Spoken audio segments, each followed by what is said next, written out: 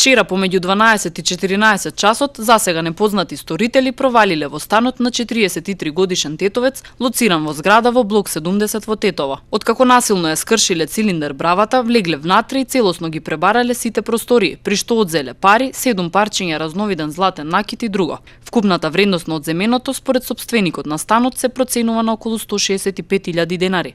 48.000 денари е штетата која ја пријавил 40 годишен жител на Теарце, направена со кражба на 120 гулаби од неговиот гулабарник. Кражбата се случила пред 2 вечери. Во двата случаи полицијата работи на расветлување и на двете кражби и откривање на сторителите. Од полицијата информацијата за спроведени контроли на пешаците и нивното однесување во сообраќајот.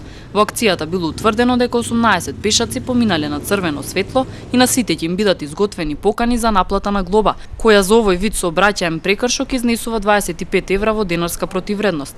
Покрај тоа во акцијата биле констатирани и други видови прекршоци.